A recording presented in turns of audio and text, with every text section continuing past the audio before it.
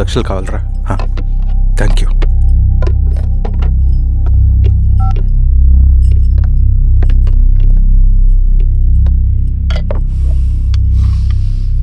చాలు.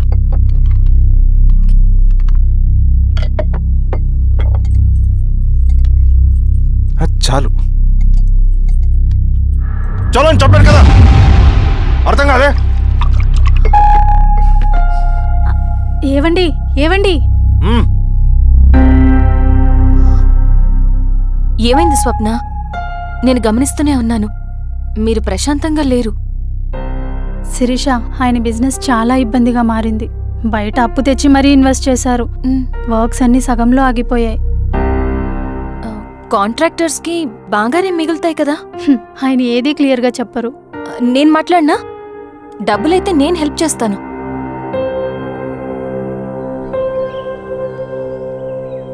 అన్నయ్య, చెప్పమ్మా. మీరు డబ్బు గురించి ఏదో ఇబ్బంది పడుతున్నారని అర్థమైంది. అవునమ్మా, ఈ ఏజెన్సీ కాంట్రాక్టర్ బతికే ఇంత ఏది సాఫీగా ఉండదు. అన్ని వైపుల నుంచి అడ్డంకులే. ప్రజల ప్రయోజనం కోసం బిల్డింగ్లు బ్రిడ్జ్లు కట్టాలి, అడ్డమైన వాళ్ళకి లంచం ఇచ్చుకోవాలి. ఇప్పుడు ఈ నక్సల్స్ ఒకళ్ళు తయారయ్యారు. నా బ్రతుక్కి పని పూర్తయ్యేదాకా ఫండ్స్ లిస్ట్ చేయరు, వీళ్ళేమో పంచాయనివ్వరు. ఏం చేయాలో అర్థం కావట్లేదు. నక్సల్సా? నక్సల్స్కి ఏంటి సంబంధం? అదే కదా సమస్య. బయట ప్రజల కోసం మేము ఉన్నామంటారు, లోపల ఎక్స్ట్రాషన్కి అలవాటు పడ్డారు. ఎవరు కరెక్ట్గా లేరమ్మా. ఎక్కడి వాళ్ళన్నయ్య?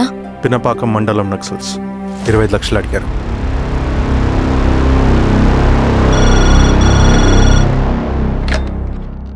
హలో ధర్మ, ఆ సింగన్న దళం గురించి నీకు ముఖ్యమైన విషయం చెప్పాలి. సరే, ఓకే, బాయ్. నీతో పర్సనల్గా మాట్లాడాలి. బయటకెళ్ళు. చెప్పు. అన్నయ్య చనిపోయిన తర్వాత ఎలక్షన్స్ లో పోటీ చేసిన నన్ను సింగన్న దళం కిడ్నాప్ చేశారు. కానీ అక్కడ ఒక వ్యక్తిని చూశాను. ఆ వ్యక్తిని అన్నయ్య చనిపోయే ముందు తన దగ్గర డబ్బులు తీసుకోవడం గమనించాను. ఆ క్షణమే సింగన్న దళంపై నాకు అనుమానం వచ్చింది. I'll take care.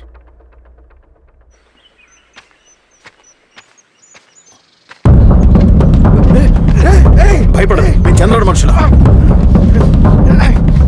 నన్నేం చేయకండి. కూర్చోబెట్టండి. మీకు కావాల్సింది దీంట్లో ఉంది.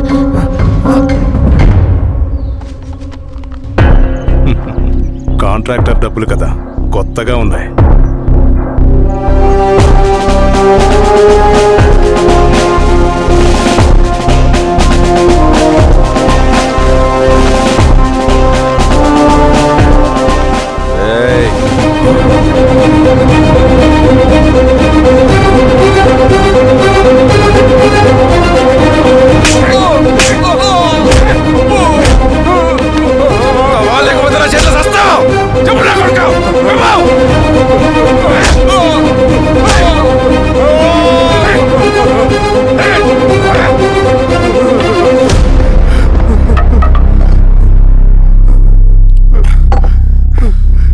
వీళ్ళ అన్న మీదున్న ప్రేమ అభిమానం ముందు మన పోలీస్ లాఠీలు ఓడిపోయాయి. చంద్రన్ ఎన్కౌంటర్ ఎలాగూ పోతాడు. కానీ విచిత్రం ఏంటంటే వాడి భార్య నర్సమ్మ, కూతురు మమత, కొడుకు నరేష్ మరో ఎన్కౌంటర్లో పోవడం చాలా బ్యాడ్ న్యూస్. చెప్పు శిరీష, ఏం చేయమంటావు? నువ్వు ఒక డెసిషన్ తీసుకున్న తర్వాత ఎవరి మాట వినవు కదా. హే దాస్ సార్, రేపు మార్నింగ్ న్యూస్ పేపర్ వద్దని చెప్పు. సరే సార్. తెలిసిన విషయం మళ్ళీ చదవాలంటే చాలా బోరింగ్.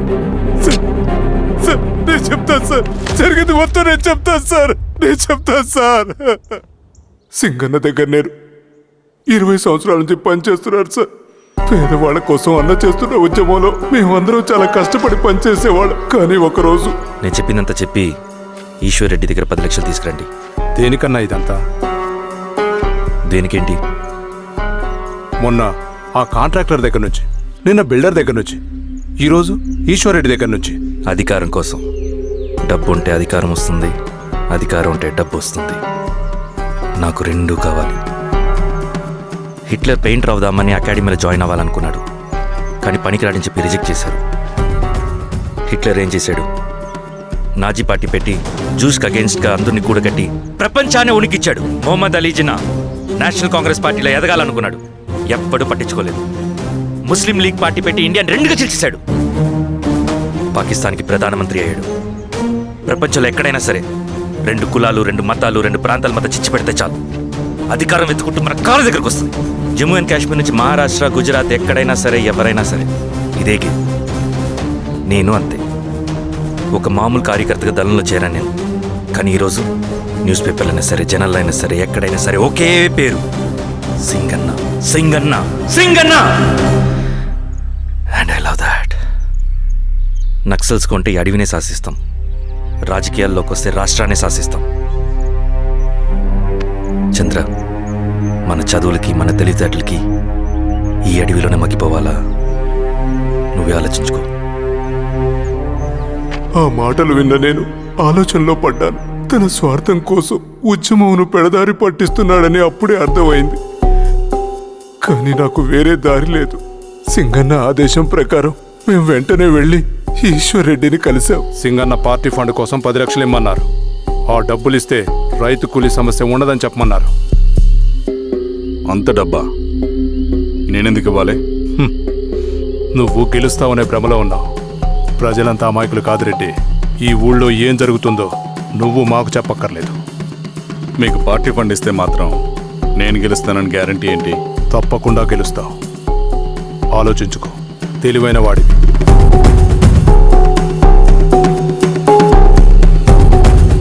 సరే,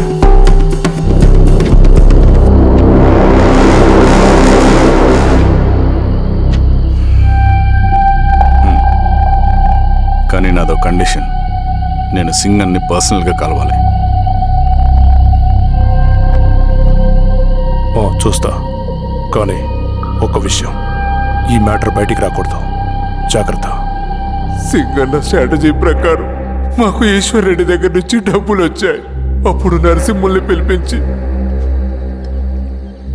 నువ్వు ఎలక్షన్ నుంచి విత్డ్రా అవ్వాలి నరసింహులు. విత్డ్రానా? 30 సంవత్సరాల తర్వాత వచ్చిన అవకాశం అన్నా ఇది. గెలిచే ఎన్నికల్లోంచి తప్పుకోమంటారేంటి? ఎందుకన్నా? నిన్ను ఈ ఎలక్షన్లో నిలబెట్టింది కమిటీయే, విత్డ్రా చేయమనేది కమిటీయే. సెంట్రల్ కమిటీ ఏం డిసైడ్ చేసినా అది మనం ఫాలో అవ్వాలి. మనకి వేరే ఆప్షన్ లేదు.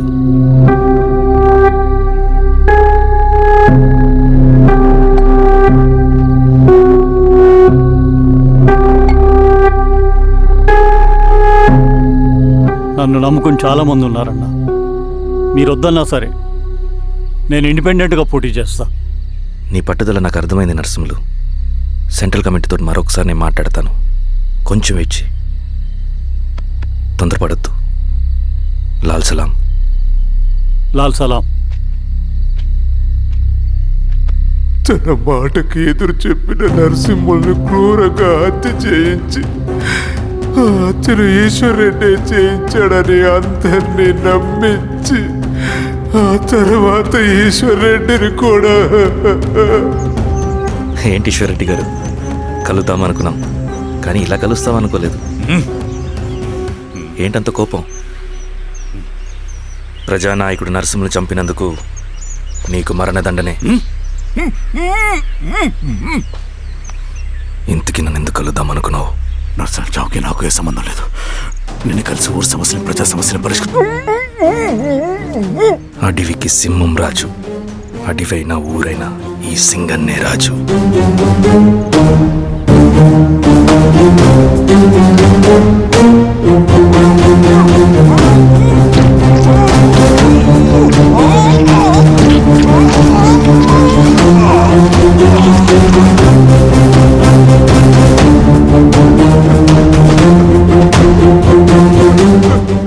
తప్పు చేశావు సార్. మొత్తం సింగన్నే చేశాడు. ఇంకా చెప్పాల్సింది ఏదైనా ఉందా? శిరీష ఆ రోజే చెప్పిందన్నా.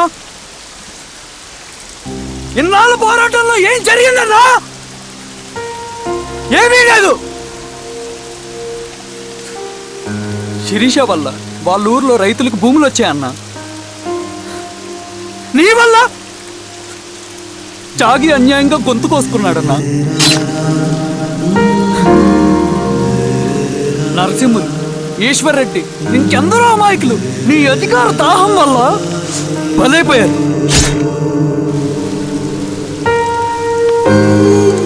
వీరస్వామి, పల్లెనప్పన్, ఇంకెంతో మంది పోలీసులు నీ కుట్రలో కాలిపోయారన్నా. ఏంటన్నా, నీ వెనుకున్న పాపానికి మన దళ సభ్యులు ఎంతో మంది అమాయకులు చచ్చిపోయారు.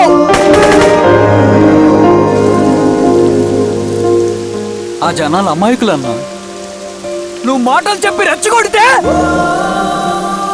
నువ్వేదో సమాజాన్ని ఉద్ధరిస్తావని నీ వెనుకున్నారు.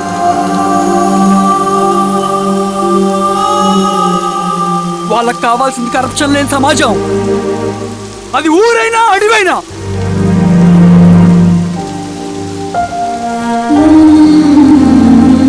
దేవతలాంటి అమ్మాయి అన్న బతికినంతకాలం అందరి జీవితాన్ని బాగు చేసిందన్నా.